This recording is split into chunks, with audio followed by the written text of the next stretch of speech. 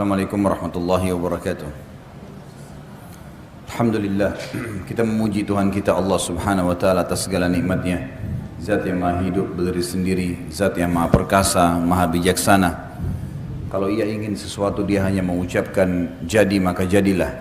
Dia telah menggantungkan segala nikmat yang dia berikan kepada kita dengan kalimat Alhamdulillah. Maka sangat wajar kalau kita sering mengucapkan kalimat yang mulia ini. Juga kita panjatkan salawat dan taslim sebagai salam hormat kita kepada manusia yang terbaik, Nabi pilihan dan penutup para Nabi-Nabi dan Rasul, Nabi Muhammad sallallahu alaihi wasallam, sebagaimana Allah dan malaikatnya telah memberikan salam kepada beliau. Masih dalam bahasan kiat-kiat mempertahankan rumah tangga, dan berarti kita sudah membahas 3 poin. Rumah tanggamu adalah ibadahmu, maka ikhlaskan niatmu karena Allah. Itu yang pertama. Yang kedua, anggota keluargamu adalah aset amal jariah dan kunci surgamu. Yang ketiga, jalankan tugasmu dan kewajibanmu. Dan sebagai kata pembuka, saya mengingatkan kembali, rumah tangga itu adalah asas daripada masyarakat. Baik rumah tangga, masyarakat akan baik. Generasi manusia akan baik. Buruk rumah tangga, buruk semuanya. Dan orang-orang yang ada di rumah tangga dimulai dari suami, istri, yang akhirnya nanti akan punya anak menjadi orang tua, anak-anak, kemudian kerabat secara umum. Jadi kalau ini semuanya baik di dalam, pendidikannya baik, yang ditanamkan adalah perintah-perintah Allah, meninggalkan larangan-larangannya, maka akan aman rumah tangga itu dan akan aman masyarakat. Setiap suami istri harus meyakini dan menyadari kalau dia adalah seorang pegawai di sebuah perusahaan itu namanya rumah tangga. Pemilik perusahaan ini namanya Allah subhanahu wa ta'ala, Tuhan kita. Siapapun yang patuh pada pemilik perusahaan, menjalankan tugas-tugas dan kewajibannya, gajinya, bonusnya akan dia dapatkan. Maka ini ibarat saja, contoh supaya mudah kita fahamin. Saya bilang sama istri saya sama kamu sama-sama pegawai. Kita kerja di satu perusahaan namanya rumah tangga. Pemilik perusahaan ini Allah. Dan Allah sebagai pemilik perusahaan telah menjanjikan setiap orang di antara kita yang menjalankan tugas-tugasnya, maka akan diberikan balasan. Lakukanlah semua tugas itu, bukan karena saya juga bukan karena kamu, tapi karena Allah subhanahu wa ta'ala. Setiap pasangan suami istri menjalankan tugas dan kewajibannya karena Allah tidak akan pernah jenuh. Walaupun mungkin pasangannya punya kekurangan, dia akan bisa menerimanya dan dia berusaha membantunya. Karena dia tahu itu kewajiban pasangannya. Seorang suami kalau tahu istrinya salah, tidak layanin dia misalnya, tidak menjalankan kewajibannya mendidik anak, tidak sholat, dia tahu itu kewajiban istrinya. Istrinya akan dihukum kalau dia tidak ingatkan. Berbahaya bagi si istri. Maka suami kalau karena Allah berumah tangga, dia akan menasihatin istrinya bukan karena hak dia, bukan. Justru karena dia khawatir si istri masuk neraka, dihukum sama Allah. Sama sebaliknya, pahami poin ini penting ya. Sama sebaliknya seorang istri pada saat dia lihat suaminya sedang berbuat salah atau ada hak dia belum dikasih, misal nafkah, misal pendidikan, perlindungan, jangan dia menegur suaminya karena dia itu terlalu pendek, terlalu dangkal. Tapi dia harus berpikir bagaimana mendapatkan pahala dari pasangannya.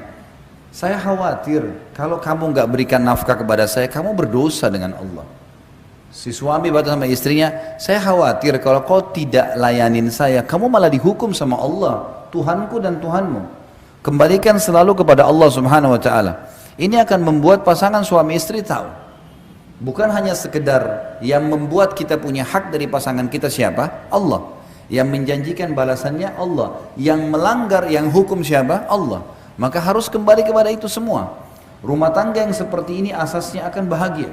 Tenang sekali. Karena semua yang melanggar hukum Allah akan diluruskan, semua yang sesuai dengan hukum Allah akan didukung. Maka akan aman rumah tangga itu. Jadi punya landasan. Siapapun yang membangun rumah tangga ini karena tahu dia sedang menjadi pegawai tanda kutip Allah di sebuah perusahaan namanya rumah tangga, dia kalau kerjakan tugas-tugasnya maksimal akan dapatkan bonus dan gaji maksimal. Dia kalau mencuri, melanggar, berkhianat, maka akan dihukum, diancam, gitu kan? Diancam. Dan ancaman Allah SWT bukan cuma sekedar dipecat kayak perusahaan, keluar masih bisa kerja tempat lain, enggak, dimasukin di api neraka, dibakar, disiksa, semua sudah jelas gitu kan. Jadi seorang muslim punya landasan yang tepat dalam rumah tangganya. Baik, pilar yang keempat sekarang, untuk mempertahankan rumah tangga setelah menjalankan tugas dan kewajiban, kenalilah karakter pasanganmu. Kenalilah karakter pasanganmu. Bapak Ibu sekalian, laki-laki Allah ciptakan memang berbeda sama perempuan. Perempuan diciptakan memang berbeda sama laki-laki. Berbeda secara fisik. Jelas beda. Dari banyak hal, gitu kan? Postur tubuh ada perbedaan. Juga karakter berbeda. Laki-laki lebih cenderung kepada akal fikirannya. Dan yang menggunakan akal fikiran dalam kehidupannya selalu mempermudah permasalahan. Perempuan Allah berikan kepada dia perasaan yang lebih dominan. Karena laki-laki akal fikiran yang digunakan untuk memecahkan banyak permasalahan. Kalau seorang laki-laki sudah buntu dalam satu hal, misalnya menagih hutang, dia akan berpikir untuk mencari jalan keluar lain. Kalau ada sesuatu yang mentok di satu kegiatan, bisnisnya bangkrut, dia akan cari usaha lain. Orang pakai akal langsung masalah solusi, itu gunakan akal pikiran. Orang, dan ini ya hal yang dibutuhkan oleh seorang pemimpin. Perempuan terdominasi dalam dirinya perasaan, karena memang dia butuh perasaan. Anak-anaknya ya butuh perasaan. Butuh diperhatikan, suaminya butuh diperhatikan, dia butuh merawat rumahnya, butuh perasaan. Perasaan ini lebih cenderung kepada ya, memecahkan permasalahan dengan tangisan, memecahkan permasalahan dengan perasaan, merasa putus asa. Orang kalau tadi laki-laki misalnya lagi utang, pakai perasaan, maka mereka tidak tega nagih, atau malas nagih, atau putus asa. Tapi perempuan, ini kalau perasaan perempuan ditarik, perasaan itu ditarik kepada masalah laki-laki, dia tidak bisa ketemu. Perempuan juga kalau menggunakan akal pikirannya seperti laki-laki, masalah langsung solusi, ini akan rumit juga menghadapi anak-anak yang terus mengulangi permasalahan terulang-ulang, gitu kan? Ini butuh kesabaran, butuh perasaan memang. Ini karakter dasar laki-laki dan perempuan. Laki-laki gunakan akal, perempuan gunakan perasaan. Saya kasih contoh supaya lebih mudah difahami. Kalau bapak-bapak di sini sama saya, rame-rame laki-laki misalnya, kita pergi ke satu toko mau beli baju. Ini karakter ya. Secara umum, saya bicara umum. Kalau ada yang berbeda berarti memang dia keluar dari umumnya, ya. Apa yang ada yang Allah ciptakan fitrah. Kalau kita masuk ke dalam sebuah toko, kemudian kita melihat baju tertentu, misal baju A, kita senang nih, baiklah, udah lihat cocok, coba kayaknya cocok nih warnanya. Terus kita tanya sama pemilik toko, saya mau beli yang ini, ada ukuran XL nggak? Dia bilang nggak ada. Kira-kira apa yang anda lakukan sebagai laki-laki? Kalau saya, sama nggak kira-kira? Saya akan bilang, oh baiklah kalau gitu, coba saya lihat yang lain. Selesai, nggak ada permasalahan, nggak ada ukurannya, mau diapain? Pakai akal pikiran, nggak ada solusi, kan gitu. Coba kalau ibu-ibu masuk dalam sebuah toko, kemudian lihat baju cocok warnanya, jenisnya, tanya ukurannya nggak ada, apa yang ibu lakukan? Protes. Coba cek di gudang, mungkin ada, kenapa habis, kapan datang, panjang ceritanya. Ini karena pakai perasaan. Benar nggak? Memang begitu, laki-laki benar nggak tadi? Memang begitu. Ibu-ibu sama bapak-bapak coba kalau misal suami istri janjian mau makan di satu rumah makan, nih nanti malam Ahad, malam Jumat kita janjian makan ya, baik sepakat di rumah makan tertentu. Udah sepakat nih, udah rapi-rapi mau pergi sama-sama pacaran setelah nikah, halal. Jalan sama-sama. Pas tiba di rumah makan, tutup. Bapak-bapak bilang apa kira-kira? Adalah kita cari restoran lain. Ibu-ibu enggak, sebentar saya turun dulu lihat, tanya. Kenapa dia tutup? Mungkin masih bisa bungkus, bawa pulang. Nggak bisa. Perasaan. Bahkan tadi baju itu kalau bapak-bapak nggak jadi beli biasa. Kalau ibu nggak dapat 2 hari nggak bisa tidur tuh. Ingat terus tuh baju. Kenapa? Siapa yang beli ya? Nasibnya baik benar tuh. Semua temannya tahu kalau baju itu dia mau beli. Ini karakter ya. Ini kita bicara tentang ada hal yang dasar dalam diri kita masing-masing yang harus dikenal oleh pasangan nih. Nggak boleh dilupakan, ini karakter. Allah memang kasih begitu ya. Tapi kita dikontrol dengan wahyu. Ada wahyu yang mengontrol kita sehingga perasaan kita, pikiran kita hanya tunduk kepada hukum Allah Subhanahu wa taala. Tapi ini karakter dasar. Kita harus paham nih, gitu kan? Laki-laki karena menggunakan akal pikiran, bila terjadi cekcok misalnya antara suami istri. Ibu-ibu tulis SMS ke suaminya, begini begitu begini panjang lebar 1000 karakter. Setelah ditulis, suaminya laki-laki umumnya kalau baca masalah, oh iya, masa dia tulis gini, oh sudah selesai, dihapus sama dia. Coba kalau suami ibu, bapak-bapak balas ke ibu-ibu nih, dibalas juga 1000 karakter, ibu-ibu baca per huruf, dilihat per huruf, noh ini nih satu masalah, ini 2 masalah, disimpan sebulan tuh SMS, nggak bakal dihapus. Nanti kalau ribut nih, si istri bilang, kamu tuh sampai SMS sama saya begini, suaminya udah lupa, SMS yang mana? Karena dia udah hapus nih, laki-laki ini udah kasih ini solusinya, ini masalahnya, pakai akal pikiran, ringkas, ini masalah, solusi, selesai. Ibu-ibu enggak, memang disimpan. Ada pernah ya, seorang istri simpan SMS suaminya 2 tahun, 2 tahun disimpan. Nih tanggal sekian, bulan ini kau pernah ucapin, ini udah selesai nih. Udah saling minta maaf, udah baik, dikorek lagi yang 2. Ini masalahnya perasaan. Perasaan begitu. Ini karakter dasar. Ya. Ini ada. Bagaimana caranya? Bapak-bapak harus tahu kalau ini ada pada istrinya. Perempuan suka disentuh perasaannya. Perasaan berhubungan apa? Pujian, ya itu, rangkulan. Sedikit saja berpenampilan, oh kamu cantik sekali, Masya Allah. Itu perlu. Itu sudah membuat ibu-ibu terbang. Loh, ini karakter. Saya bicara secara ibu-ibu suka nggak kalau dipuji sama suaminya? Masya Allah, kok cantik sekali hari ini. Kalau ibu-ibu puji laki-laki, bapak-bapak rapi nih, kamu ganteng. Oh iya, makasih. Biasa. Nggak ada sesuatu bagi dia, pujian biasa saja. Laki-laki itu bagi dia pujian biasa. Allah buat begitu karakternya supaya dia tidak termakan pujian di luar, itu memang ada benteng. Ibu-ibu memang sudah begitu. Itu karakter namanya. Ini harus difahami, ini ada dalam jiwa. Ini ada alami, tapi nanti kita akan bahas ini dikontrol dengan wahyu, gitu kan? Dikontrol dengan wahyu. Masuk dalam masalah fikiran dan perasaan ini, Bapak Ibu sekalian. Laki-laki itu karena menggunakan akal fikiran, pada saat istrinya merendah, maka yang muncul respon kasih sayang. Karena akal pikiran berkata, saya diberi, saya membalas, ringkas. Kan? Saya dibaikin, saya balas baikan. Kan itu.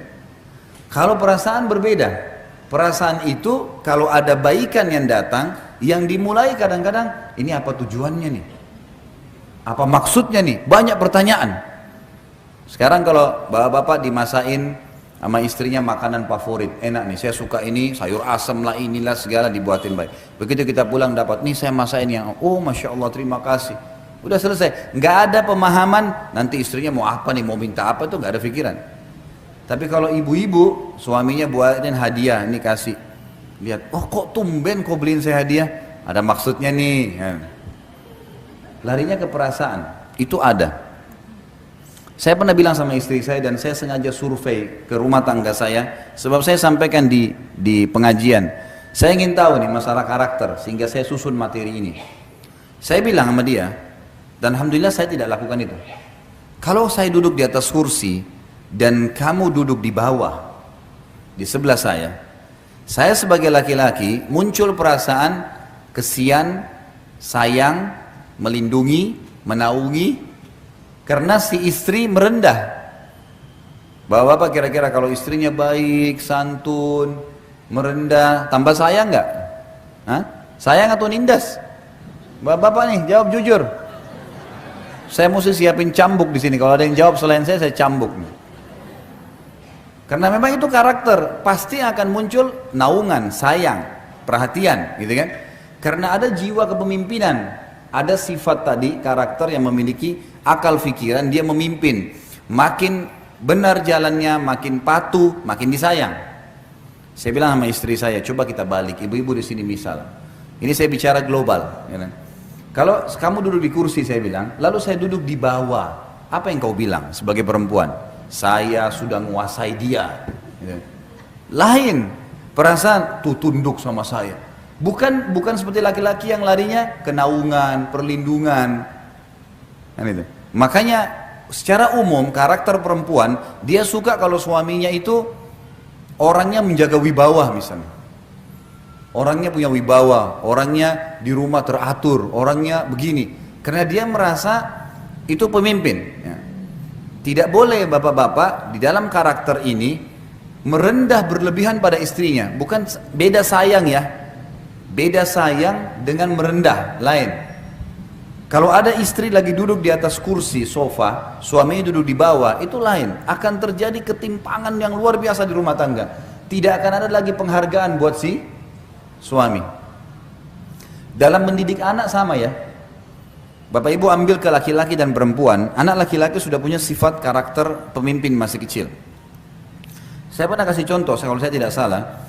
Anak laki-laki kalau kita ambilin nasi, kemudian ditaruh di depannya, dilempar sedikit, nih makan nak, sengaja. Yang terjadi anak laki-laki itu tidak mau makan. Dia akan ambil nasi, dibongkar-bongkar sama dia. Rasa tercoreng, kepemimpinnya ada. Kalau anak perempuan kita kasih, ini nak makan, sedikit dilempar, dia makan saja, biasa. Tidak ada sesuatu yang dijadikan beban, gitu kan? Dia tidak langsung menganggap oh ini orang seperti apa, enggak. Ini salah satu yang masuk dalam karakter. Sifat kepemimpinan ada pada diri laki-laki dan lebih. Jadi ibu-ibu harus bisa tahu, suami selalu pakai akal pikiran dan ada sifat kepemimpinan, dia makin dijunjung, makin diposisikan pada posisi pemimpin, dihargai pendapatnya dan dia akan makin responnya menaungi. Ibu bapak harus tahu, ibu-ibu itu harus dinaungin, dilindungi, disayang, gitu kan, diperhatikan. Maka itu akan mendatangkan respon yang sama. Jadi harus berimbang, harus berimbang. Ibu-ibu harus tahu, bapak-bapak tidak suka sering ditelepon. Benar nggak ibu-ibu sini, suaminya suka ditelepon nggak? Coba kalau telepon 1 hari 5 kali, dimarahin sama dia. Kenapa kau telepon terus? Karena laki-laki maunya dia kalau di luar rumah kerja. Bapak-bapak harus juga imbangi, perempuan punya perasaan, suka kalau diperhatikan, suka ditelepon. Imbangin nih. Berarti laki-laki ada waktu lowong telepon istrinya. Perempuan tidak boleh terus-terus rong-rong suaminya. Bahkan kadang-kadang subhanallah suaminya lagi online, memang lagi telepon sama orang urusan kerjaan, ditelepon sama dia. Ini menunggu nih. Telepon sampai 10 kali, kerang kering, selesai telepon itu tutup. Begitu baru angkat, bukan assalamualaikum, kok saya telepon 10 kali nggak diangkat? Orang lagi kerja. Nah, itu. Baik kalau suaminya sabar tuh. Iya, tadi saya dijelasin sama dia, saya telepon, saya begini. Kadang-kadang enggak, saya kan lagi kerja, assalamualaikum. Nah, kan jadi masalah. Dan ini sekali lagi, setelah cekcok begini misalnya, nanti pulang ke rumah nih. Suami pulang ke rumah, dia sudah lupa tuh tadi masalah telepon tuh. Laki-laki tuh kalau masuk rumah, dia udah lupa tadi tuh. Dia masuk, dia pikir nih istrinya akan sambut, makan. Tiba-tiba makanan nggak ada. Istrinya cemberut, nggak mau lagi pakai baju tidur yang dia suka. Loh, kenapa kamu ini? Tadi kamu SMS atau tadi kamu telepon begini. Dibawa tuh, 7 jam di rumah suami, 7 jam dia menderita di rumah. Jadi harus diimbangin nih. Ini mengenal karakter pasangan penting. Yang kita ingin datangkan di sini adalah karakter ini ada. Sebagaimana ada potensi berbuat baik, potensi berbuat buruk. Ya. Maka kita harus imbangin, dikontrol dengan wahyu. Laki-laki bisa mengenal pasangannya seperti itu perasaannya, maka dia berusaha mengimbanginya. Perempuan mengetahui kalau laki-lakinya begitu karakternya, dia bisa mengikutinya. Kan itu. Ini poin-poin tadi yang saya ingin titik beratkan. Dan mengenal karakter adalah hal yang paling mendasar, salah satu hal yang mendasar pilar dalam mempertahankan rumah tangga. Kemudian yang kelima, pilar yang kelima, hati-hatilah dari musuh yang selalu mengintaimu. Hati-hatilah dari musuh yang selalu mengintaimu. syaitan. Jangan mudah minta cerai bagi perempuan, dan jangan mudah menceraikan bagi laki-laki. Apa sebabnya nih? Hadis Bukhari. Nabi SAW bersabda, iblis memiliki singgasana di lautan. Setiap hari anak cucunya melapor, saya baru buat orang mabuk, saya baru buat orang dusta, saya baru buat orang riba, saya baru buat orang zina. Sama iblis dianggap biasa semua. Ya sudah. Pas ada anak cucunya mengatakan saya baru menceraikan suami istri, sama iblis diangkat, didudukan di singgasananya, berhenti tugas. Udah, yang penting sudah rusak satu rumah tangga, cerai, itu sudah prestasi yang paling tinggi dikejar oleh iblis. Kenapa? Rusaknya rumah tangga, ributnya suami istri, Bapak Ibu sekalian, akan mengacaukan seluruh masyarakat. Karena kalau ribut dua orang saja suami istri, sudah cukup seluruh keluarganya juga ikut ribut. Lingkungan teman-temannya semua juga ikut ribut, pro kontra. Kalaupun terjadi cerai, anak-anaknya jadi kacau semuanya. Secara kejiwaan masih muda, masih anak-anak, semua terpukul secara kejiwaan. Mau ketemu ayahnya, ibunya nggak kasih. Mau ketemu ibunya, ayahnya nggak kasih, dan seterusnya. Jadi memang cerai itu target utama iblis. Makanya hati-hati. Kata para ulama, kalau di luar rumah ada 5 syaitan atau 10 syaitan mendampingi seorang yang beriman, mencari untuk menggodanya, maka dalam rumah tangga ada 1000 syaitan. Kadang-kadang masalah kecil, mungkin suami bisa tersinggung hanya karena lupa dibuatin teh atau kopi, atau dicuciin bajunya oleh istrinya. Atau mungkin ada yang dia minta dikerjakan di rumah, istrinya lupa, syaitan buat dia lupa. Sudah cukup untuk marah sama istrinya. Seorang istri sudah cukup untuk marah, bahkan bisa minta cerai hanya karena ingin diantar ke satu tempat, suaminya belum sempat. Yang betul ada kesibukan. Akhirnya tersinggung, kalau ibumu kau dahulukan, kalau saya tidak, panjang ceritanya. Kalimat cerai lagi, hati-hati. Kata Nabi SAW, jangan main-main di 3 hal. Pernikahan, perceraian, dan rujuk. Kembali setelah cerai, ini nggak boleh main-main. Nggak boleh orang dalam Islam, Bapak Ibu punya teman, kemudian Bapak Ibu punya anak laki-laki, temannya punya anak perempuan. Lalu kita bilang, Bapak Ibu ini bilang sama temannya, nanti anak kita kalau besar kita jodohin ya. Nah, ini dalam Islam berlaku kalau si teman mengatakan, oke, baik, sepakat. Anak-anak ini nggak boleh dinikahin pada saat dewasa kecuali sudah disampaikan. Dulu ayah sama ibu pernah jodohin kamu sama anak itu, mau nggak? Oh, saya nggak mau ayah, nggak mau ibu, ya sudah. Kalau enggak ini terikat. Ada hukum di sini. Karena dua-duanya sudah sepakat, dan kata ulama masuk dalam hadis Nabi SAW, al-mu'minuna ala syurutihim. Orang-orang mukmin terikat dengan syarat yang telah disepakati. Nggak boleh nih. Nikah, nggak boleh main-main. Makanya kalau ada yang bercanda pun, nanti kita jodohin anak kita ya. Itu tergantung kalau Allah takdirin. Nggak bisa saya katakan kalau iya ini anak-anak terikat nih. Nggak boleh. Cerai, nggak boleh nih. Ucapin sembarangan, apalagi bapak-bapak, hati-hati pengucapan kalimat cerai. Dan kata ulama, hikmah kenapa cerai di tangan laki-laki bukan tangan perempuan, karena mereka pakai akal fikiran. Kalau mau menceraikan masih berpikir nih, ini kedepannya bagaimana, ini nanti bagaimana, anak bagaimana, panjang nih ceritanya. Kalau perempuan tidak, pokoknya ceraikan saya tidak mau tahu, besok apa terjadi ini urusan nanti. Padahal kalau sudah diceraikan pergi ke rumah orang tuanya, nyesel juga nanti, jadi masalah juga nanti. Banyak orang begitu. Berapa banyak akhwat muslimat yang tanya kepada saya, Ustaz, saya nyesal Ustaz, saya sudah sering tekan suami saya minta cerai, sekarang akhirnya saya diceraikan, saya mau kembali sudah susah. Suami saya sudah sering ucapin sampai 3 kali. Ya hukum syar'i. Kenapa ibu main-main? Gak boleh main-main. Bapak-bapak juga gak boleh main-main nih. Darurat sekali baru diucapin kalimat itu. Betul-betul patokannya adalah pelanggaran agama. Kalau sudah pasangan kita bermaksiat kepada Allah dan kita ajak taubat nggak mau, nah ini di sini boleh kita gunakan kalimat mulia itu. Kalau tidak ada pelanggaran agama, Bapak Ibu sekalian, hanya urusan dunia, kurangnya pendapatan, masih butuh pengaturan waktu, adaptasi, tradisi keluarga, anulah ya, mudahkanlah urusan dunia. Bagaimana bapak-bapak tinggal 30 tahun di rumah tangga orang tuanya dengan pola makan, cara berpakaian, cara ngomong, situasi keluarga ada. Ibu-ibu 20 tahun, 25 tahun tinggal di orang tuanya juga dengan pola makan, cara hidup. Berbeda ini. Tiba-tiba disatuin dalam satu rumah tangga. Apa mau tiba-tiba langsung hari pertama sudah cocok? Ada adaptasi. Ada adaptasi. Maka kita harus tahu masalah ini. Hati-hati, jangan main-main. Sampai kata ulama bagi bapak-bapak, kalau ada, saya pernah belajar fikih di tingkat 3 kuliah di kuliah dakwah di Madinah. Dosen saya dulu kebetulan wakil, kalau tidak salah beliau wakil hakim di pengadilan agama di Madinah.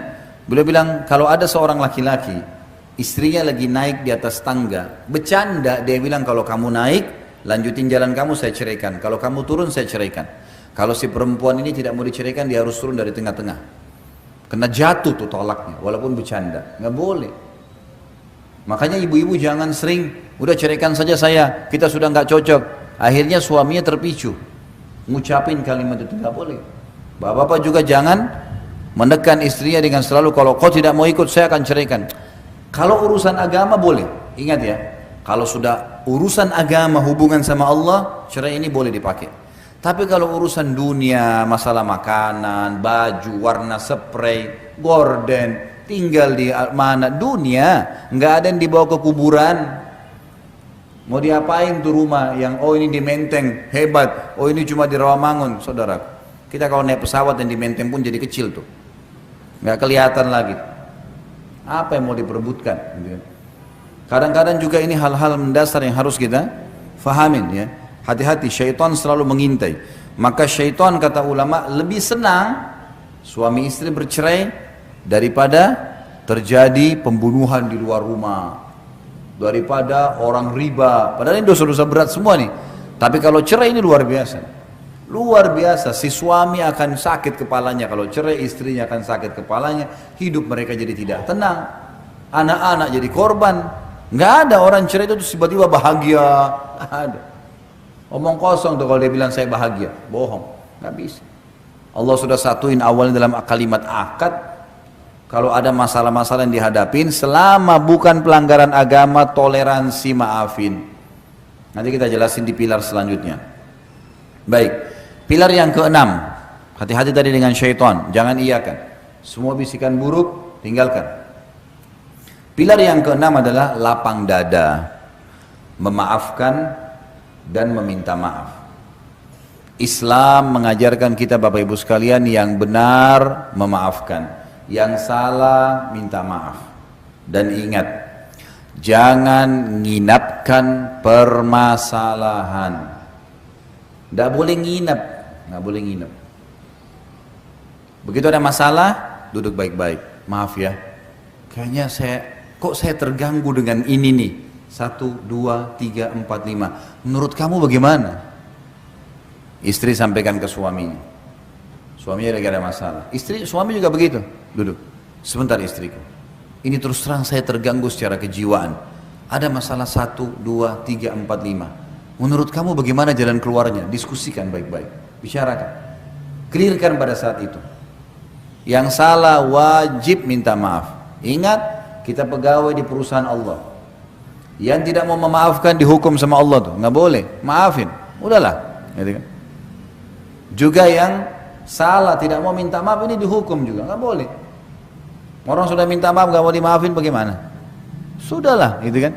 Dan semua ada pahalanya. Semua ada pahalanya.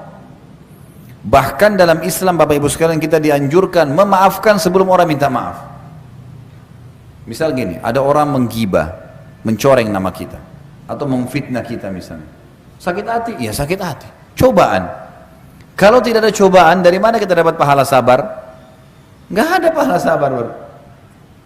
Oh cobaan saya berat, ya makin berat makin besar pahalanya. Kata Nabi SAW, Inna idhamal ajr ma idhamal bala.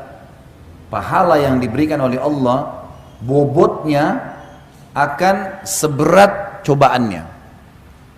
Cobaan makin berat makin besar pahalanya. Bahkan cobaan ini Bapak Ibu sekalian ada 2 manfaat besar yang banyak orang Islam tidak tahu. Padahal ini dalam agama mereka. Yang pertama, cobaan itu akan memaksa dia tanda kutip dekat dengan Tuhannya. Dan kita akan jauh dari kemaksiatan. Kita kalau lagi ada cobaan, ada penyakit, ada masalah, Tidak ada peluang bagi syaitan untuk membuat kita berbuat dosa tuh. Diajak teman-teman kumpul-kumpul, buang-buang waktu. Aduh, lagi ada masalah. Nggak deh, nanti lain waktu. Dan kalau dia lagi ada masalah, berdoa, ibadah sama Allah, pasti khusyuk, enak tuh. Kalau dia berdoa, nangis, kembali kepada Allah ya, dia kembali, itu luar biasa. Luar biasa. Dia akan rasakan kenikmatan doa. Bahkan kalau kita lagi ada masalah, kita berdoa sama Allah, bisa nangis, bisa curhat sama Allah, itu tidak bisa kita rasakan kenikmatannya itu kalau lagi tidak ada masalah. Semua orang menghadapi masalah, Nabi SAW menghadapi masalah, apalagi kita manusia biasa. Tapi cobaan ini datang untuk mendatangkan pahala sabar, gitu kan? Dan kita juga jadi tahu, ya dapat pengalaman dan banyak hal. Dan kita makin dekat dengan Allah SWT. Yang kedua, cobaan itu kalau datang teman-teman sekalian tujuannya untuk meninggikan derajat, mengampuni dosa. Kata Nabi SAW, seorang mukmin terus diuji di dirinya, di keluarganya, di hartanya, sampai dia dan keluarganya bertemu dengan Allah tidak tertinggal satupun dari dosanya, dibersihin dosanya. Cobaan-cobaan akan datang harian, ini, itu, ini, hadapi, pecahin, selesai, hadapi, pecahin, sudah ada pahala. Dan kata ulama, cobaan yang jenis kedua ini, ada derajat-derajat di surga, yang orang tidak bisa jangkau misalnya kecuali dengan 100 tahun sholat malam, 100 tahun puasa, 100 tahun haji, 100 tahun bakti dengan orang tua. Umurnya orang ini cuma 60.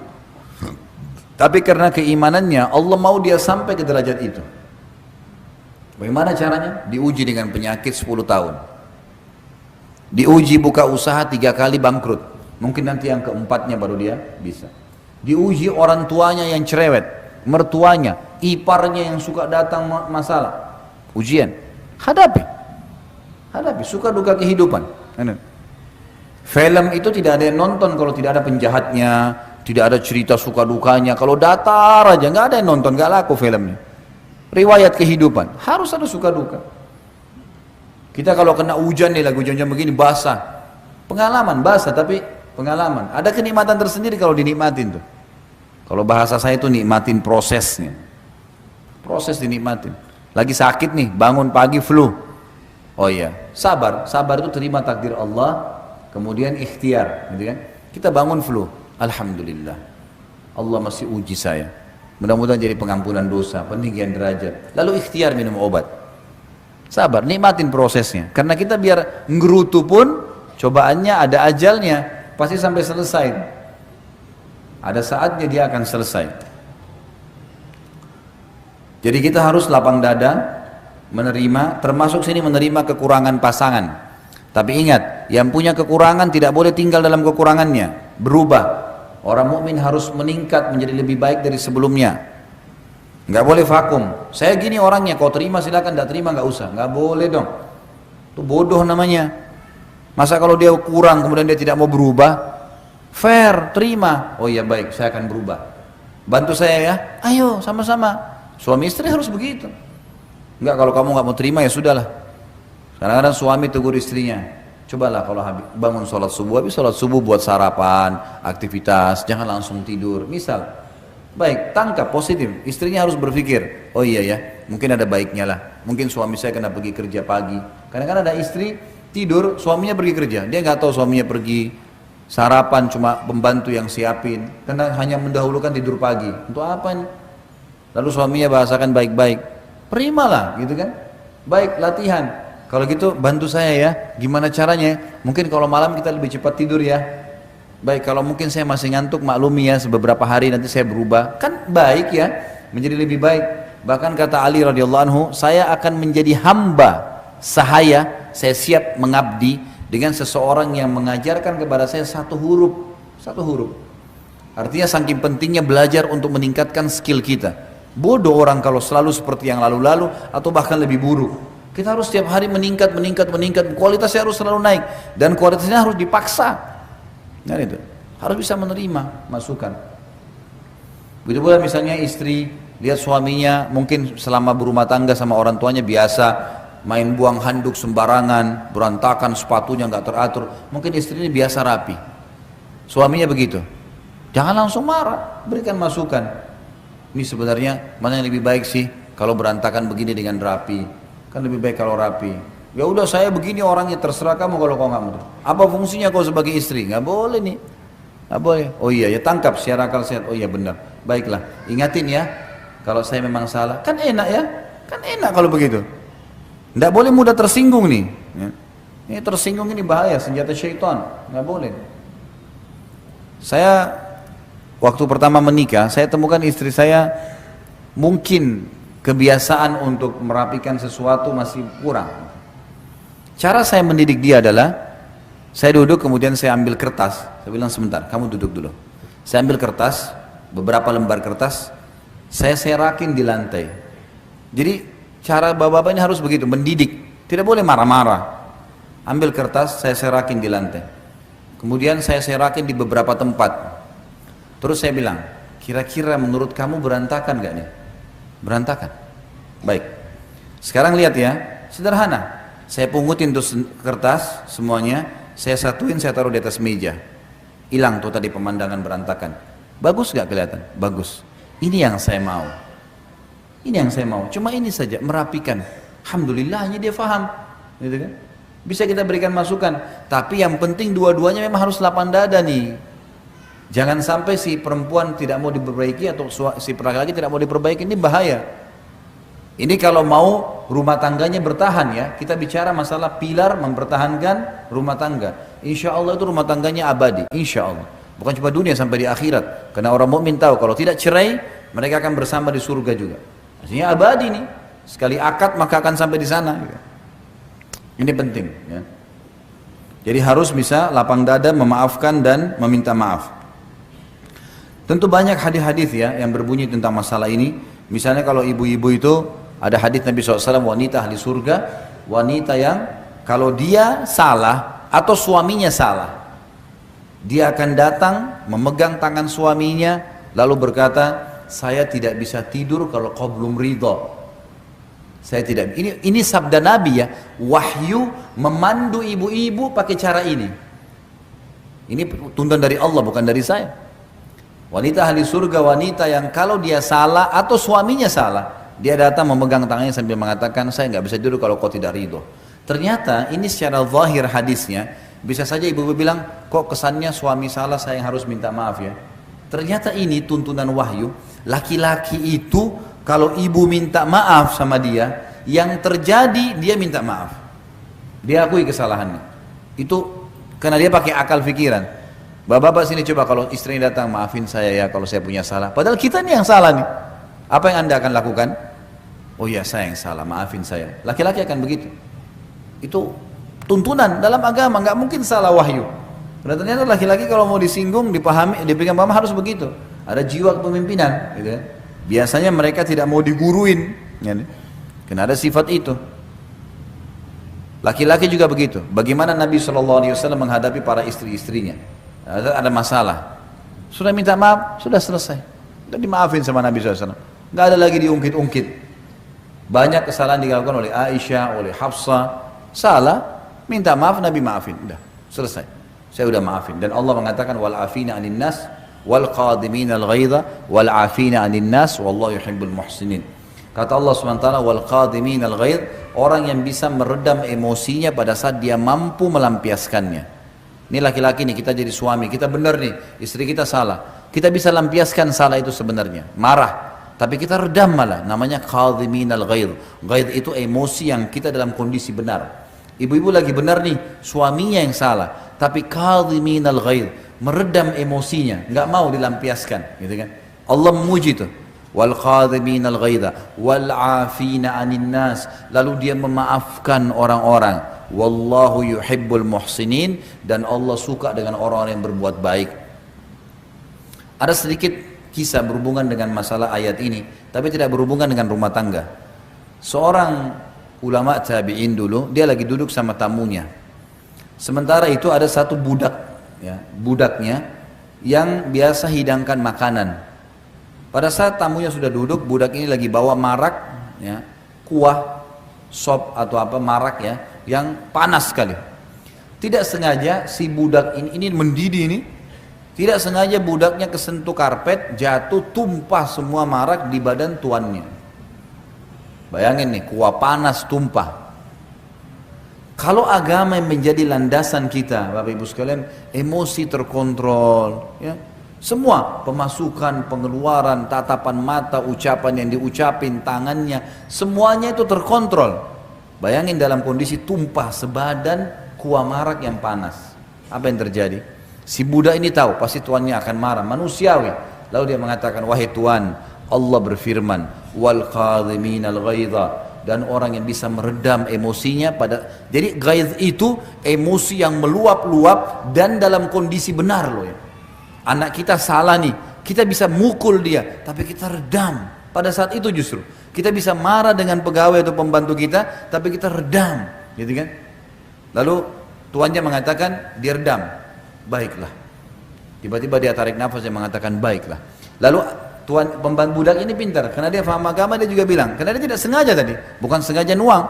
Dia bilang lanjutan ayat Tuhan, wal afina anin nas, dan orang yang suka memaafkan orang. Tuannya bilang afautu, saya sudah maafkan kamu. Lalu dilanjutkan kata Tuhan, kata budaknya, dan Allah berfirman Tuhan penutupan ayat, wallahu yuhibbul muhsinin, Allah suka orang berbuat kebaikan. Kata tuannya, kau saya bebaskan dari keterbudakan. Bagaimana kalau ayat Al-Quran mengontrol seseorang? Luar biasa. Agama kalau dipegang teman-teman sekalian luar biasa. Dan Allah itu maha mengetahui, maha jeli, lembut, tahu semuanya.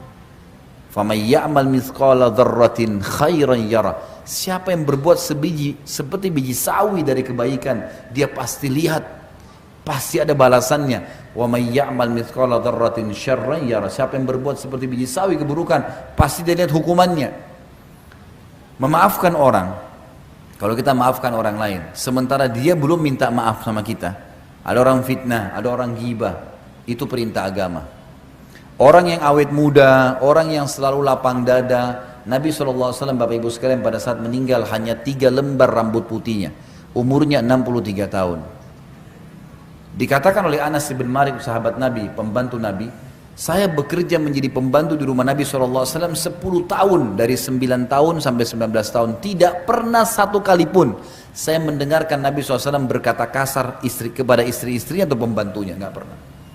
Ingatin, tapi nggak emosional, gitu kan. Sehingga Allah SWT berikan dia kelebihan yang luar biasa. Istrinya pun akhirnya jadi malu dengan Nabi SAW, karena orangnya tidak pernah marah, kecuali hukum Allah SWT dilanggar. Karena Aisyah berkata radhiyallahu anha dalam riwayat lain, riwayat Bukhari, Rasulullah SAW tidak pernah marah kalau berhubungan dengan haknya, hak pribadinya, duniawi, dimaafin sama dia, kecuali hukum Allah dilanggar. Kalau sudah hukum Allah lain, maka Nabi SAW berubah wajahnya menjadi merah karena dilanggar hukum Allah Subhanahu Wa Taala. Ini tidak boleh. Nabi SAW mengingatkan dengan sangat tegas kalau masalah ini. Tapi tetap juga Nabi menggunakan ketegasan bukan kekerasan. Beda ya. Tegas itu ini boleh, ini nggak boleh. Jangan lakukan, ini lakukan. Keras itu mata melotot, kata-kata kasar, memukul, itu keras. Itu nggak ada dalam Islam. Tapi tegas boleh. Ini boleh, ini nggak boleh. Ini boleh, ini nggak boleh. Ini saya suka, ini saya nggak suka. Jadi jelas semuanya. Gitu ya. Kalau ada orang berbuat buruk sama kita, fitnah, ghibah, kita sakit hati nih, baik, sabar, cobaan lagi datang. Dan yang diperintahkan dalam agama memaafkan orang itu, walaupun pahit, udah maafin. Perintah agama itu, maafin dulu. Terus anda bilang, enak benar Ustaz, dia ghibah saya, dia fitnah saya, kita maafin. Iya, maafin. Lalu bagaimana jalan keluarnya? Dia enak sudah berbuat salah, nggak perlu khawatir. Allah akan menghukum seseorang selama dia belum memenuhi syaratnya. Apa syaratnya kalau orang buat salah? Minta maaf. Kalau kita maafkan sebelum dia minta maaf, kita dapat pahala, meredam hati kita dari penyakit-penyakit hati, kita bisa legah tidur, bisa legah makan, tapi dia tetap dihukum sama Allah kalau dia tidak minta maaf. Karena ada hukuman di situ. Kecuali dia minta maaf, nah itu lain. Makanya kita disuruh maafin. Sudahlah, legohon saja, tenang aja, gitu kan? Maafin orang lain, maka akan tenang hidup itu. Gak ada makanan, ya sudahlah. Gak ada makanan. Saya pulang ke rumah, ada makanan? Gak ada, tadi gak masak. Bisa saya beliin di sebelah Padang? Beli aja, gak apa-apa. Bawa sini, gak masak. Makanan. Mau ribut gara-gara tidak masak? Sudahlah, maafin. Asal jangan juga istri ini setiap saat tidak masak juga, akhirnya Suaminya mungkin mau cobain masakannya yang jadi masalah. Selama urusan dunia, toleransi saja. Maafin. Kan gitu. Tapi kalau urusan agama nggak boleh. Nggak pakai jilbab, nggak tutup aurat, nggak sholat, nggak jalani kewajiban. Nah ini lain. Bisa ditangkap ya. Kemudian kita pindah. Pilar yang ketujuh. Jangan libatkan orang ketiga dalam rumah tangga kecuali ahlinya. Jangan libatkan orang ketiga dalam rumah tangga kecuali ahlinya. Dalam kurung ulama. Tidak boleh siapapun masuk ke dalam rumah tangga Bapak Ibu kecuali alim ulama. Tidak boleh. Orang tua kah, mertua kah, apalagi teman. Aduh, sudah. Jangan libatin. Rumah tangga saya lihat yang sering kacau tuh, orang yang setiap orang datang rumahnya pasti mengubah sesuatu. Saya waktu awal-awal nikah punya pengalaman. Saya bilang sama istri saya, ini tembok rumah ini adalah rumah tangga kita. Saya pemimpin, kamu wakil saya. Keputusan di tangan saya. Salah, tidak sesuai hukum Allah, ingatkan. Benar, terapin. Jangan libatkan orang ketiga masuk ke sini. Karena di sini saya punya peraturan, keinginan, kamu juga punya keinginan. Keinginan kita yang kita satuin, bukan keinginan orang lain. Pernah satu waktu, istri saya tiba-tiba duduk sama saya terus ngobrol sama saya. Kak, gajinya pegawai fulan berapa? Ada pegawai saya di restoran, oh gajinya sekian. Si fulan berapa? Sekian. Si fulan berapa? Sekian. Sudah mulai tanya, ini 17 orang, satu-satu sudah mulai tanya, sudah 3 orang. Saya bilang sebentar. Kamu ini sudah ketemu siapa? Siapa yang sudah kamu temuin tadi? Kenapa kok tiba-tiba seumur hidup belum pernah campurin urusan kerjaan saya, kok sekarang malah mulai nanya gaji, mulai tanya ini? Rupanya ada tamu kami datang dari luar Jakarta, kemudian nginep di rumah.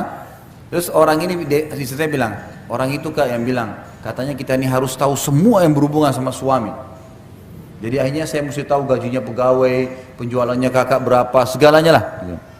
Saya bilang gini, saya setuju. Kalau kamu mau tahu semua saya kasih tahu. Tapi jangan salahin saya kalau kepala kamu pecah. Ini masalah saya sebagai laki-laki ini luar biasa. Nagih utang, ajakin pegawai, macam-macam, yang absen, yang datang, yang curang, macam-macam. Sekarang kamu ini enak sekali. Apa yang urusannya? Urusan kalau ngantuk tidur, lapar makan, sholat, urusan anak-anak mati masuk surga. Enak kan? Kenapa tambah program nih? Ibu-ibu ini udah apa tambah program nih? Capek-capekin diri. Wong tugas kita ada waktunya di dunia, kan gitu. Ternyata orang ketiga nih kalau masuk harus kita punya prinsip. Nggak boleh enggak. Bangun prinsip.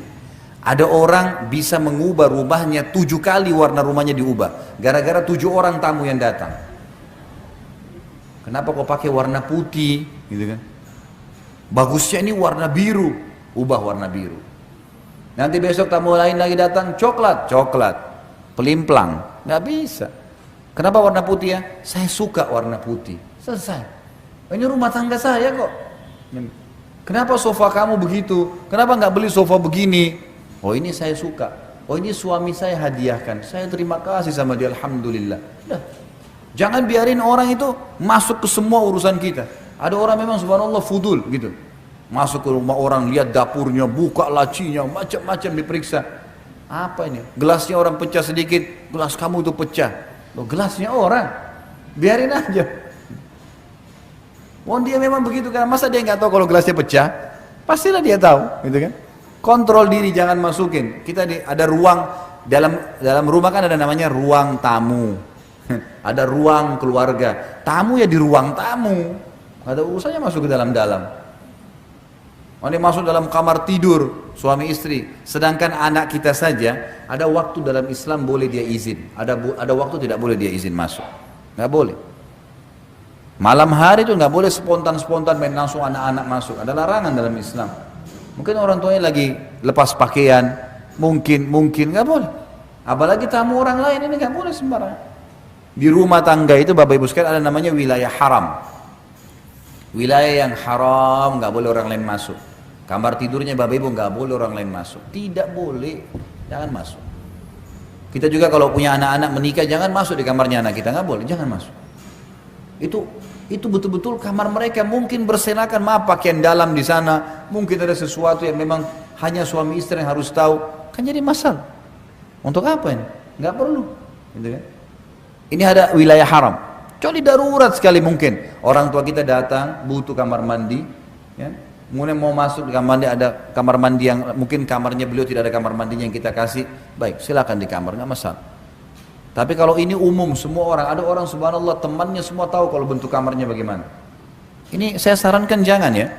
Nah, ini bukan masalah sombong, bukan, tetapi memang tidak boleh. Orang ketiga ini kalau masuk, orang ini melihat dengan mata, dia berpikir dengan akal, dia punya telinga, kemudian dia juga punya kesenangan, ya, dia punya suka sesuatu, maka dia pasti nyampaikan apa yang dia suka. Ini berbahaya. Banyak ibu-ibu protes sama suaminya, minta gonta-ganti HP, gonta-ganti mobil, hanya karena temannya begitu, tetangganya begitu. Ini orang yang pelimplang, nggak ada tujuannya. Bahkan pernah saya temukan kasus ada rumah tangga ribut gara-gara tidak digantiin HP, padahal istrinya tidak ngerti bagaimana pakai HP baru itu. HP lama saja belum mengerti, cuma bisa SMS sama telepon. Yang lain belum tahu, terus mau ganti HP baru hanya karena gengsi. Perlihatkan orang. Kenapa ini? Untuk apa gengsi? Kita harus punya prinsip. Ini harus ditanamkan. Rumah tangga kita punya cara sendiri. Gitu kan? Ini penting untuk diketahui agar jangan sampai sembarangan.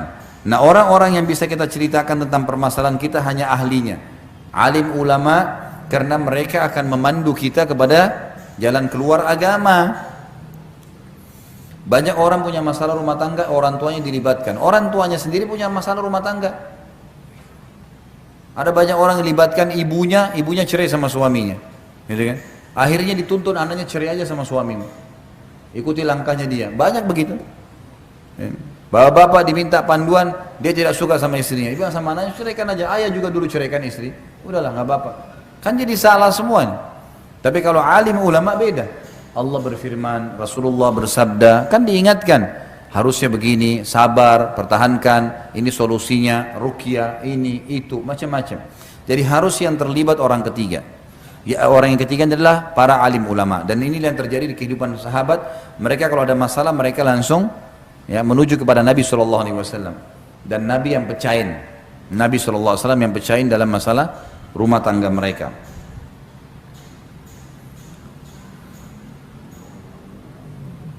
Yang kedelapan, pilarnya adalah Islam asas rumah tanggamu. Maka terapkan syariatnya, bentuk suasana dan kondisi islami. Saya ulangi, Islam adalah asas rumah tanggamu. Islam adalah asas semuanya. Kehidupan kita termasuk rumah tangga. Islam asas rumah tanggamu, maka terapkan syariatnya. Bentuk suasana dan kondisi islami. Bentuk suasana dan kondisi islami, terutama majelis ilmu. Terutama majelis ilmu. Ini yang banyak hilang dari rumah tangga kaum muslimin nih. Jadi kita harus sepakat, rumah tangga itu harusnya asasnya Islam. Bukankah banyak di Indonesia suaminya namanya Muhammad, istrinya namanya Aisyah, tapi nggak ada figur Muhammad dan Aisyah di dalam mereka? Anaknya, ibunya pakai jilbab, anaknya nggak pakai jilbab. Yang diputar setiap hari di rumah penuh CD-CD, semuanya lagu-lagu rock, ya, pop dan seterusnya. Nggak ada Al-Quran, nggak ada tilawah. Lebih parah lagi, tidak ada majelis ilmu. Bapak Ibu sekalian, majelis ilmu kayak Bapak Ibu luangin waktu begini. Ini kalau Bapak Ibu lihat pahalanya hari kiamat, berharap 24 jam di majelis ilmu. Sisi pahala. Sisi yang lain, tidak ada orang bubar dari majelis ilmu jadi buruk, nggak ada. Kecuali memang itu bukan majelis ilmu ya. Memang orang yang buruk, bukan alim, bukan seorang dai yang benar. Tidak ada orang kalau nyampaikan wahyu Allah, hati lunak. Kita pulang itu bawa ilmu, bawa iman, berubah jadi lebih baik. Kalau Bapak Ibu bisa rasakan itu seperti sekarang, pasti beda sebelum hadir dengan sesudah hadir, gitu kan? Pasti beda bentuk keimanannya, pasti beda. Ada mungkin yang salah, pas tadi kena poin ini, butuh saya salah ya, bisa coba perbaikin, kan menjadi lebih baik itu. Majelis ilmu kalau benar itu akan merubah orang menjadi lebih baik, karena memang tangga agama kita ilmu, ilmu datangkan iman, iman datangkan amal soleh. Tidak boleh kosong hidup kita dari ilmu, nggak boleh. Jangan pernah kosong Bapak Ibu sekalian. Saya pribadi, kalau saya lagi pergi taklim, tadi saya taklim di Cempaka Putih, kemudian saya lari ke Sudirman, taklim lagi tadi kantor, saya lari lagi ke sini. Sehari saya coba, sebentar saya pulang nih, saya pergi lagi taklim ke Blok M Square. Satu hari 3-4 taklim. Dan saya merasa kalau satu hari satu taklim saja, saya pribadi ya, kalau saya bicara pribadi saya merasa ada jeda kosong. Kalau saya pulang ke rumah, kadang-kadang memang saya sudah memahami istri saya, waktu saya akan kasih kamu malam, waktu siang sama dengan laki-laki mencari nafkah, bergerak, saya akan bergerak untuk agama. Kamu ridho, derajat insya Allah saya dapatkan di surga tinggi karena itu, kau juga akan ikut dengan saya di surga. Ikhlaskan, urus anak-anak, ikut tahfidz Quran, kamu juga ikut majelis ilmu, dengarin ceramah, gitulah. Saya rasa kalau dari jeda ilmu ke ilmu, saya rasakan iman saya terkontrol. Kapan ada jeda sedikit, gitu kan? Misal tidak ada pengajian sehari, duduk di rumah, apa yang kita lakukan? Duduk. Apa kalau orang terbiasa nonton TV duduk dari remote ke remote, dari remote ke remote.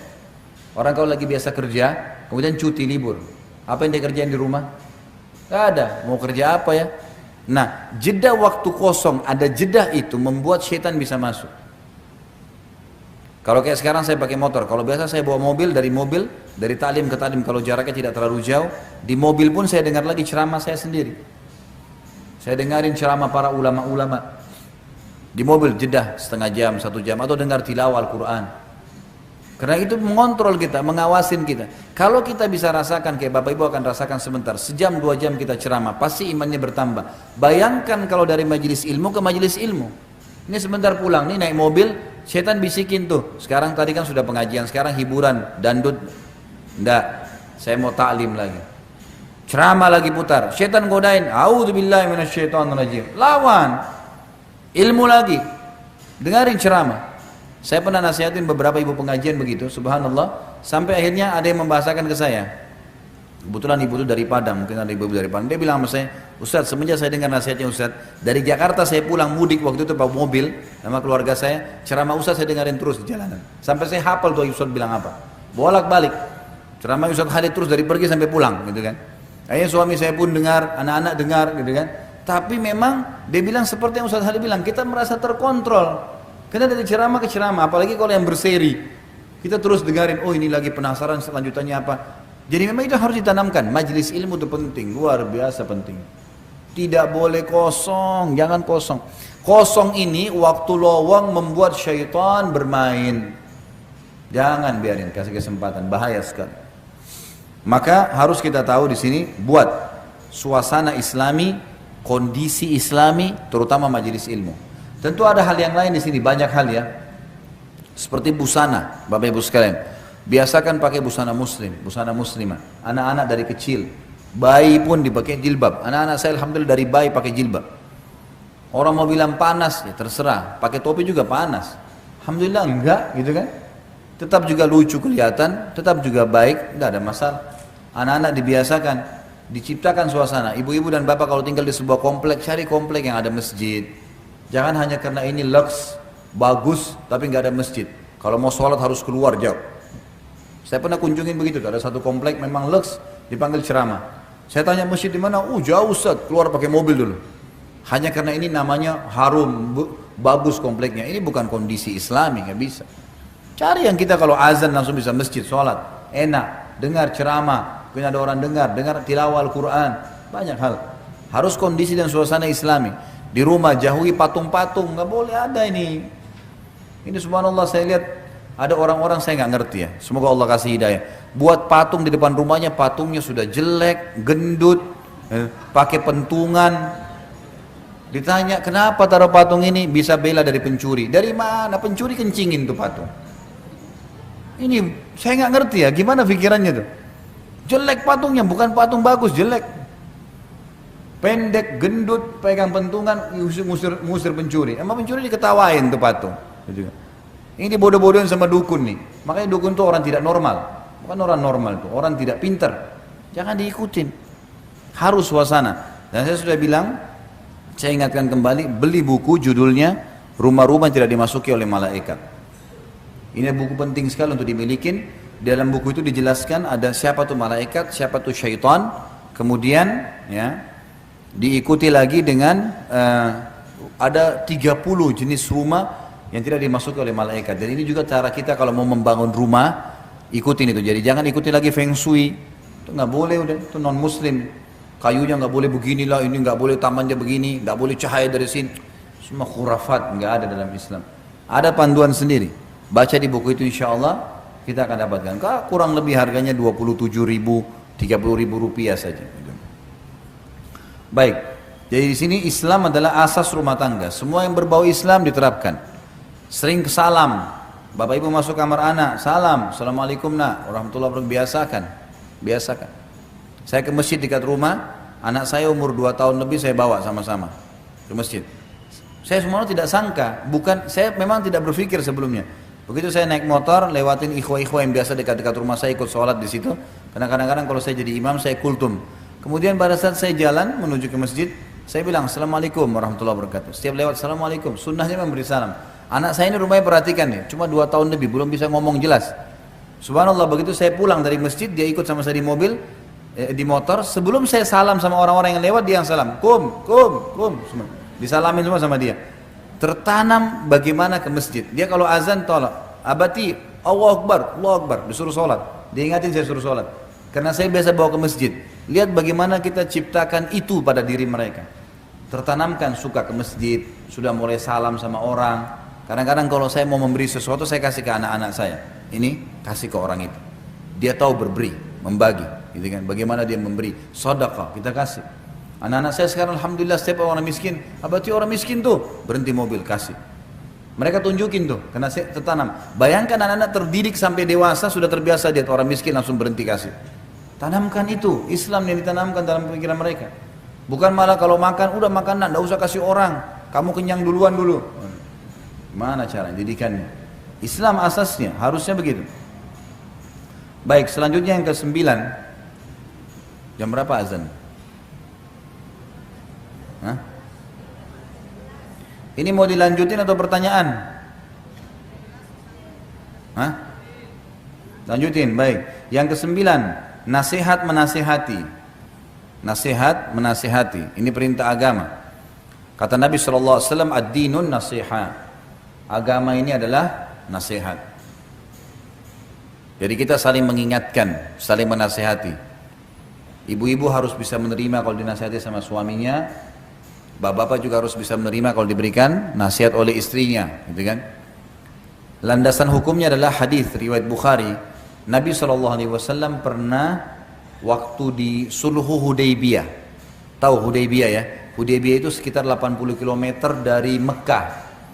Bapak ibu kalau lagi umroh, coba negosiasi sama travelnya, minta kami bisa nggak mampir ke Hudaybiyah. Hudaybiyah itu biasanya banyak peternakan unta, dan orang kalau mau beli susu unta biasa di situ. Hudaybiyah. Jadi biasa kalau mau ke Madinah dari Mekah, kalau Mekah dulu baru ke Madinah, itu biasanya bisa lewat Hudaybiyah, gitu kan? Yang jelas di Hudaybiyah ini pernah ada kejadian di zaman Nabi SAW, beliau keluar sama 1.400 orang sahabat mau umroh, tapi oleh orang Quraisy ditahan di Hudaybiyah, nggak boleh keluar, nggak boleh masuk Mekah. Sahabat-sahabat waktu itu geram, mereka kebetulan pakai ihram tapi bawa pedang, lalu mereka mengatakannya, Rasulullah kita lawan saja nih. Nabi SAW mengatakan tidak boleh, tidak ada perintah Allah. Kalau Allah perintahin jihad kita lawan, kalau enggak boleh. Malah turun wahyu, Allah menyuruh kita pulang ke Madinah. Udah mengalah, tapi dijanjikan kita akan menguasai Mekah nanti. Nabi SAW waktu menerima wahyu harus pulang ke Madinah dan sepakat buat sulhu Hudaybiyah, kesepakatan Hudaybiyah. Kesannya poin-poinnya kayak menyudutkan umat Islam. Tapi itu sebenarnya ada maslahat-maslahat yang Allah lebih tahu. Karena Allah bilang terima dan pulanglah ke Madinah, gitu kan? Nabi SAW sempat bilang, ayo kita pulang ke Madinah, perintah Allah. Sahabat-sahabat waktu itu masih pada duduk sambil pegang pedang, berharap ada perintah lain, perang aja, 1.400 serang Mekah sekalian. Nabi SAW masuk ke dalam kemah, yang ikut pada saat itu adalah Ummu Salamah, istri Nabi SAW yang lebih tua daripada beliau. Duduk lalu berkata, ya Rasulullah, ada apa?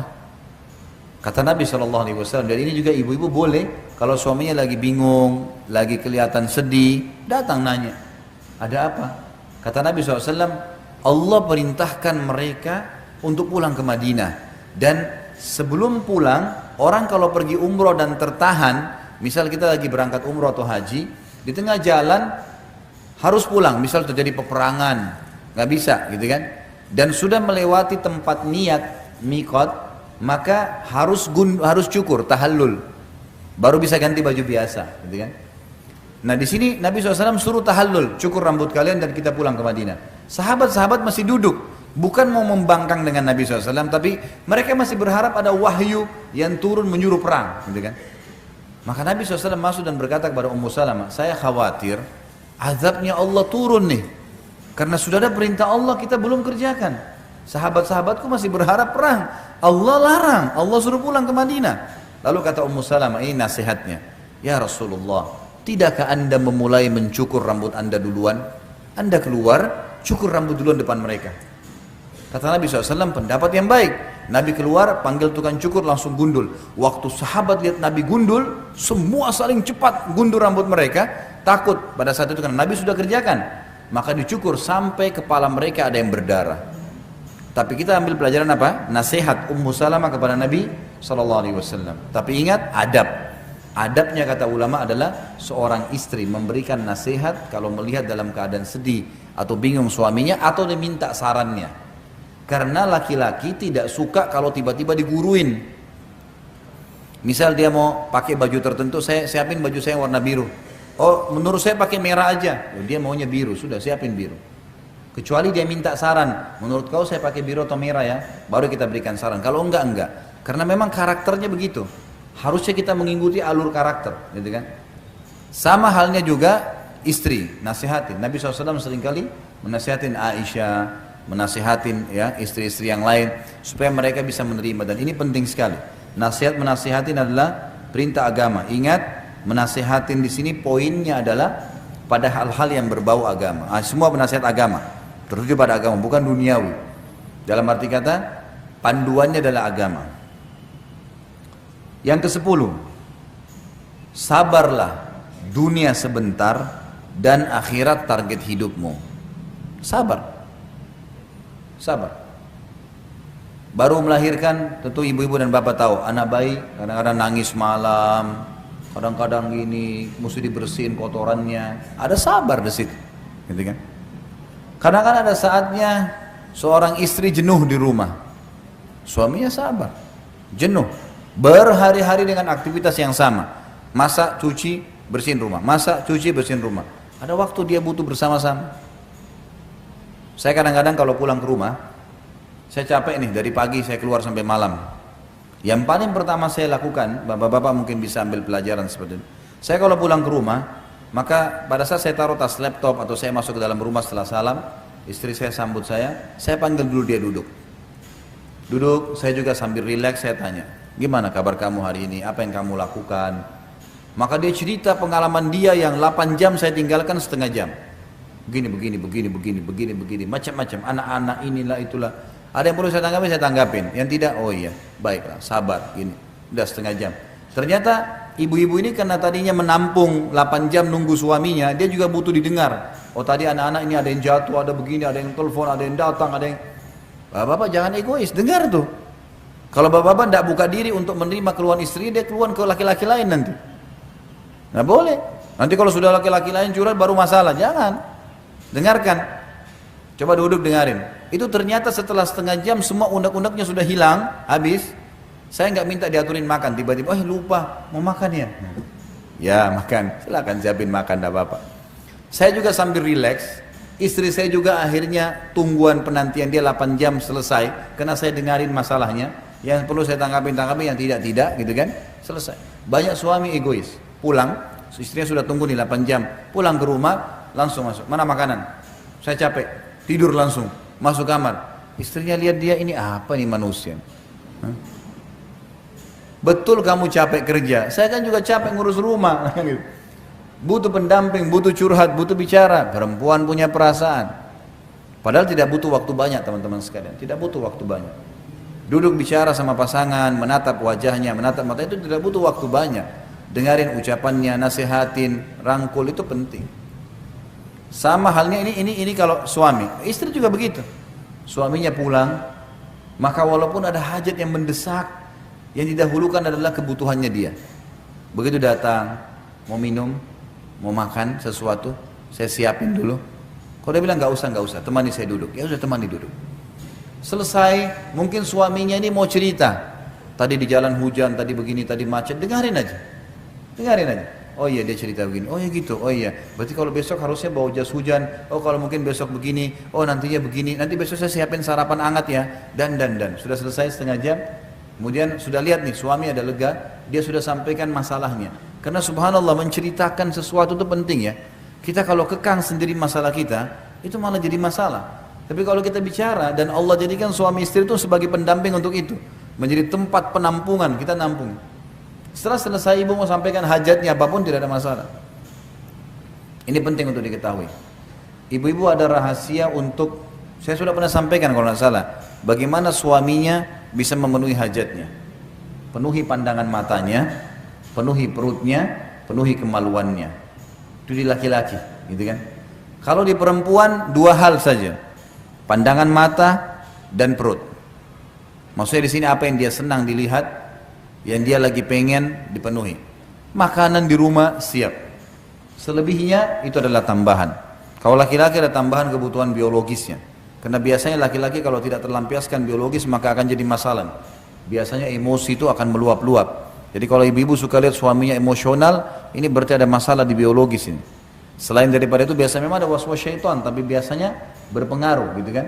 Di buku Mahkota Pengantin yang pernah saya bawain itu ada penjelasan masalah bagaimana pengaruh sperma yang komposisinya dari api dan udara itu membawa kepada emosi kalau tidak terlampiaskan. Baik. Yang ke-11, udah azan belum? Jam berapa azannya?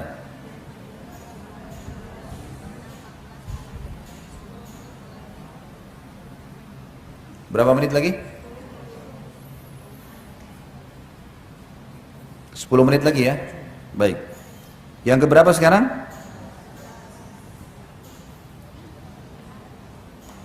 12 ya. 17. Saya dengar dari sana tadi. 17 ini luar biasa, melampaui poin saya.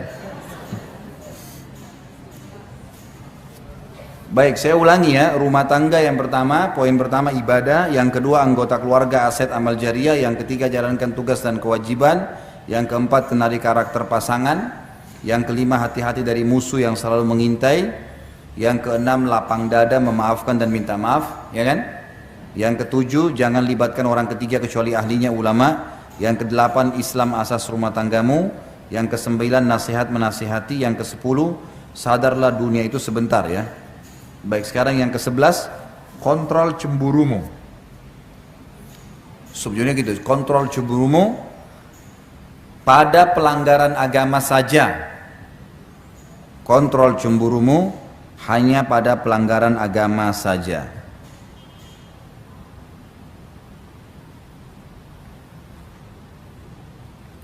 Cemburu adalah sebuah nilai positif dalam Islam.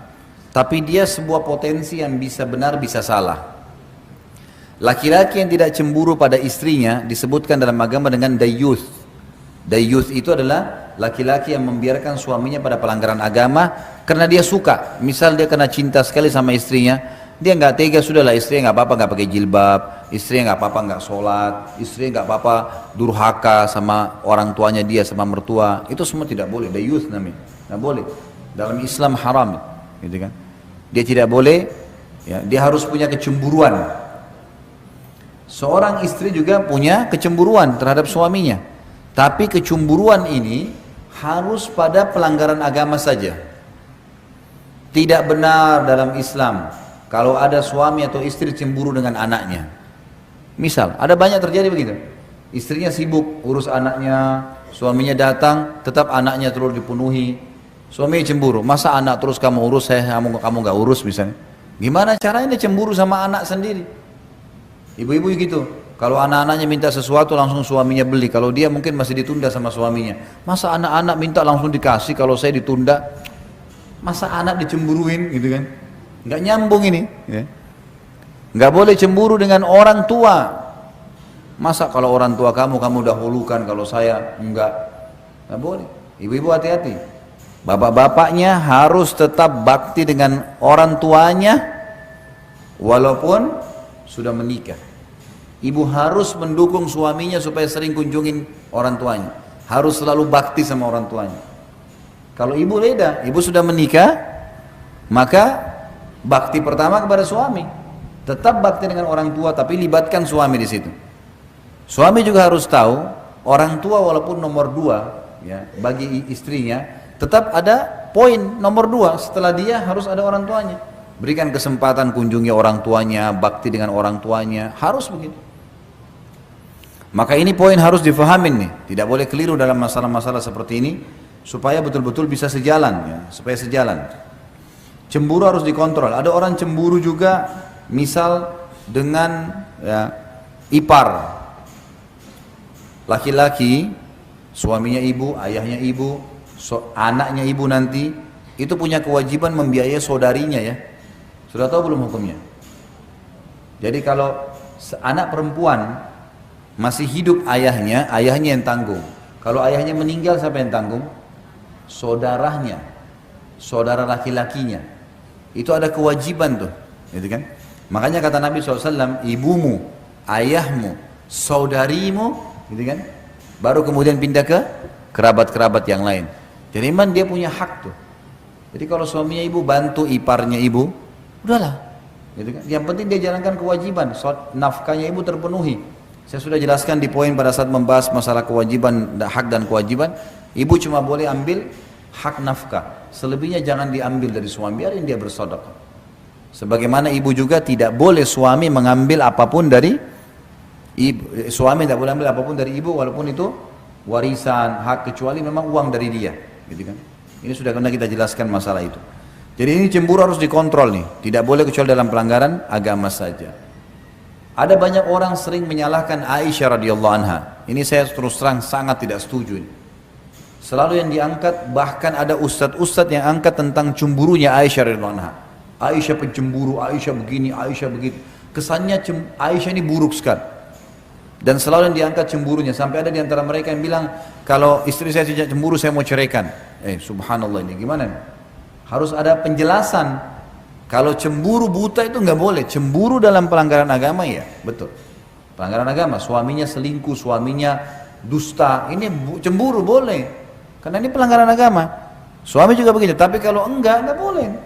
Nggak boleh cemburu buta. Saya akan angkat beberapa riwayat tentang Aisyah radhiyallahu anha. Yang pertama, cemburunya Aisyah radhiyallahu anha dengan Khadijah. Pernah Nabi SAW lagi duduk sama Aisyah tengah siang hari. Kemudian tiba-tiba saja ada suara orang yang memberi salam, beri salam. Begitu dia berikan salam, Nabi SAW tiba-tiba berdiri, buka pintu, buru-buru. Sepertinya orang ini suaranya dikenal gitu. Begitu dibuka ternyata ada 2 orang wanita. Lalu kata Nabi SAW, wahai Aisyah, layani tamu kita. Dilayanilah tamu oleh Aisyah. Sampai selesai, udah pulang Aisyah juga nggak tanya siapa orang ini. Karena adabnya dalam Islam kalau tamu datang jangan tanya hajatnya, kecuali dia jelaskan. Dia nggak jelasin berarti dia cuma mau datang, udahlah dikasih makanan, minuman dan seterusnya. Ringkas cerita pulang. Lalu pada saat pulang kata Aisyah, ya Rasulullah, siapa tadi 2 perempuan itu sampai begitu kedudukannya di depan anda? Lagi duduk anda buru-buru berdiri. Lalu yang terjadi kata Nabi SAW, kalau yang satu adiknya Khadijah, istri pertamanya Nabi yang sudah meninggal di Mekah, Ummul Mukminin yang terkenal radhiyallahu anha. Kalau yang satu sahabat dekatnya Khadijah, dulu sering mengunjungi kami di Mekah. Tiba-tiba di sini cemburu Aisyah bangkit. Ya Rasulullah, anda masih mengenang wanita Quraisy yang sudah berkeriput semua mukanya. Khadijah sudah tua dan sudah masuk ke tanah dan Allah sudah mati. Dan Allah gantikan anda wanita Quraisy yang lebih muda dan juga masih hidup. Cemburu terbawa. Ini perilaku kecemburuan Aisyah. Kita lihat. Yang jadi hukum bukan cemburunya Bapak Ibu sekalian, tapi bagaimana Nabi menanggapi. Ini yang jadi hukum kan. Orang banyak mengangkat cemburunya Aisyah. Ternyata Nabi SAW mengatakan, wahai Aisyah, tidak akan pernah ada yang bisa mengalahkan Khadijah. Dia beriman pada saya pada saat orang semua kufur. Dia membiayai agama ini dengan hartanya. Dan Allah karuniai saya anak dari dia. Nggak ada dari istri yang lain. Jadi maaf, ibu-ibu kalau ada yang menikah sama duda misalnya. Atau ada yang melakukan poligami. Jangan marah kalau suaminya ceritakan tentang sesuatu berhubungan dengan masa lalunya. Duda. Oh dulu saya sama istri saya makan, saya sering dihidangkan nasi goreng kalau pagi. Oh kamu selalu kenang dia ya, nggak usah. Ya udah gali aja kuburannya suruh keluar. Gimana? Orang cerita dia pernah laluin, gimana caranya kita mau cemburu nih? Nggak nyambung, nggak boleh. Oh iya, baik. Kira-kira nasi gorengnya seperti apa? Saya coba buatin, siapa tahu saya bisa buat lebih baik. Oh biasanya pakai telur, pakai begini, baiklah besok kita buat. Ibu buat yang lebih baik dari itu, coba. Kan selesai. Kenapa harus jadi pemicu? Orang punya masa lalu, gimana caranya? Bapak nikah sama janda, lalu dia cerita, mungkin bapak sibuk, lalu suami dulu punya waktu. Dulu saya sama si fulan, kadang-kadang malam masih diajak keluar, makan nasi goreng pinggir jalan, saya pengen waktu berdua. Jangan langsung tersinggung bapak-bapak. Oh iya, maaf ya, mungkin saya kurang di situ. Saya akan luangkan waktu, kan gitu. Rangkul itu, ambil, sehingga akhirnya kita bisa menjalin rumah tangga yang benar. Udah azan ya. Kita tutup sampai sini insya Allah. Nanti kita lanjutkan lagi kalau Allah masih mudahkan ada kesempatan. Masih ada beberapa poin yang belum dibahas insya Allah. Semoga saja apa yang kita bahas hari ini bermanfaat dan juga Allah jadikan tambahan di timbangan amal kita hari kiamat. Dan juga semoga seluruh yang belum dapat hidayah dimudahkan dapat hidayah, yang sudah dapat hidayah dimudahkan untuk mengamalkan. Semua yang pernah berbuat salah, berbuat dosa dimaafkan oleh Allah Subhanahu wa taala. Seluruh yang sudah mati dari muslimin diampuni dosa-dosanya, dari orang tua kita, dari kerabat kita. Dan juga semoga seluruh muslimin di Palestina, di Syria, di Yaman, di Irak diberikan kemenangan oleh Allah Subhanahu wa taala insyaallah. Semoga saja apa yang kita bahas hari ini bermanfaat dan juga Allah jadikan tambahan di timbangan amal kita hari kiamat. Dan juga semoga seluruh yang belum dapat hidayah dimudahkan dapat hidayah, yang sudah dapat hidayah dimudahkan untuk mengamalkan. Semua yang pernah berbuat salah, berbuat dosa dimaafkan oleh Allah Subhanahu wa taala. Seluruh yang sudah mati dari muslimin diampuni dosa-dosanya, dari orang tua kita, dari kerabat kita. Dan juga semoga seluruh muslimin di Palestina, di Syria, di Yaman, di Irak diberikan kemenangan oleh Allah Subhanahu wa taala. Dan juga Allah partisipasikan kita bersama mereka di pahala, dan semoga Allah satukan kita di surga firdausnya tanpa hisab, sebagaimana Allah satukan kita di majlis ilmu yang mulia ini. Kalau benar dari Allah, kalau salah dari saya mohon dimaafkan. Subhanakallahumma bihamdika asyhadu an la ilaha illa anta astaghfiruka wa atubu ilaik. Wassalamualaikum warahmatullahi wabarakatuh.